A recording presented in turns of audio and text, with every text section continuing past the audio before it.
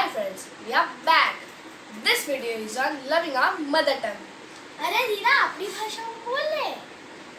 यूँ तो मैं गुजराती हूँ, पर आप तक मैसेज पास करने के लिए ये वीडियो मैं हिंदी में बना लूँ अपनी राष्ट्रभाषा में। फ्रेंड है मुझे एक वीडियो फॉरवर्ड हुआ था जो कि मनोज जोशी सर का था, जिसमें उन्होंने रचनात्मक तरीके से बताया कि क्यों हमें अपनी मातृभाषा प्यारी होनी चाहिए। फ्रेंड्स, वैसे हमें इंग्लिश भाषा से कोई प्रॉब्लम नहीं है, लेकिन मातृभाषा मातृभाषा होती है। ये वीडियो जरूर देखिएगा जो कि गुजराती में है। आप अपनी मातृभाषा से प्यार करते हो तो ये वीडियो को जरूर समझ पाओगे।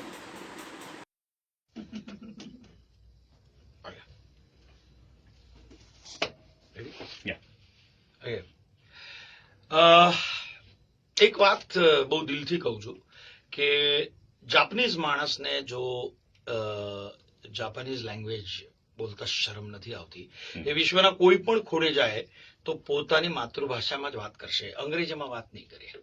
ઓકે, જો ફ્રાન્સનો માણસ ફ્રેન્ચ ભાષા બોલતી વખતે શરમાતો નથી, જો હિબ્રુ ભાષા બોલતા જો એ લોકોને શરમ નથી આવતી, દરેક માણસ પોતાના દેશની પોતાના રાજ્યની ભાષા બોલતો હોય એને શરમ નથી આવતી.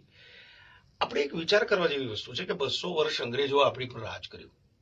એક તો આપણી પર રાજ કર્યું, ઉપરથી એમની ભાષા આપણને થોપી, ઉપરથી એમની જે બિચારી શિક્ષણ પદ્ધતિ હતી એ આપણી પર થોપી, 35% પાસ થવાની નોનસેન્સિકલ પદ્ધતિ આપણી પર થોપી, કારણ કે એમાંથી માત્ર કારકુનો જ નિર્માણ થયા અને ગવર્મેન્ટની જોબ અથવા તો કોઈ જોબ મેળવતા નોકરિયાતો જ કામકાજી માણસો જ માત્ર નિર્માણ થયા. આ વિચારવા જેવી વસ્તુ છે. એટલે અંગ્રેજી ભાષા નથી આવડતી એનો ન્યૂનગંડ બિલકુલ નહીં રાખતા. મને અંગ્રેજી તરફ કોઈ એવું હેટ્રેટ નથી. અંગ્રેજી વિશ્વની ભાષા છે, ઠીક છે, એ લોકોએ બધી જગ્યાએ કોલોની બનાવી, એ લોકોએ પોતાની ભાષા સ્પ્રેડ કરી. પણ એક વાત કહું છું, હું વર્નેક્યુલર છું. આ દેશમાં દરેક મોટો માણસ, જો સચિન તેંડુલકર પોતાની માતૃભાષા મરાઠીમાં પોતાના દીકરાઓ સાથે વાત કરતો હોય, પોતાની દીકરી સાથે વાત કરતો હોય, જો ધીરુભાઈ અંબાણી આવડા મોટા બિઝનેસમેન થઈને પોતાના ઘરમાં ગુજરાતી ભાષા બોલતા હતા, તો આપણને શું કામ એટલો બધો કોમ્પ્લેક્સ છે? આજે એક વસ્તુ તમને કહું છું, જયારે બચ્ચાઓ જતા હોય ને, પ્લીઝ બેટા, please come here, please don't ના મમ્મી, નો સ્પીકિંગ ઇંગ્લિશ. શું કામ ભાઈ આવા વેવલા વેડા? એ બિચારો જો ગુજરાતીમાં બોલતો હોય, કારણ કે જેને માતૃભાષા બહુ સારી રીતે આવડે છે ને, એનું ક્યાંય કશું જ નથી બગડતું સાહેબ.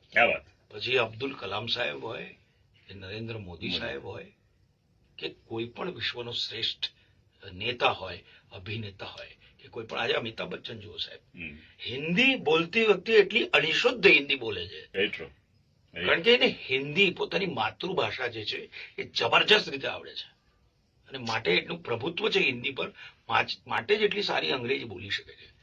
માતૃભાષા શીખવાડો, કારણ કે મૂળિયું છે.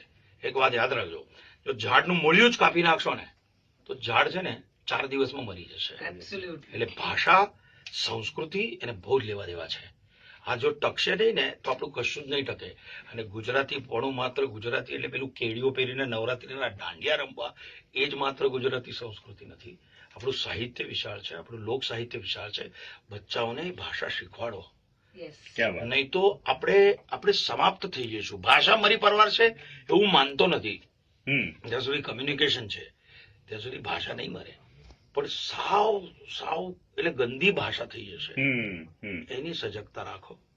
એટલા માટે હું એક કલાકાર તરીકે, એક સંવેદનશીલ કલાકાર તરીકે બધાને પ્રેમથી વિનંતી કરું છું ને આવાહન કરું છું કે આવો આપણી લલિત કલા પોતે સંભાળીએ, આપણી ભાષાને સાચવીએ. આપણા છોકરાઓ જો ગુજરાતી રોંગ વર્ડ બોલતા હોય તો એને સુધારીએ, અને ન સમજાતો તો ઘરે ડિક્શનરી રાખો, ડિરેક્ટરી રાખો, જેથી અંગ્રેજી જો આવડતું હોય તો એનો પર્યાયવાચક ગુજરાતી શબ્દ શું છે ગોતો. તમને એક વાત કહું, ભગવત ગોમંડળ છે, આપણા ગોંડલના મહારાજાએ દરેક માણસને 25 પૈસા આપી અને એક શબ્દનો સંગ્રહ કર્યો હતો. એક રાજાએ, વિચાર કરવા જેવી વસ્તુ છે.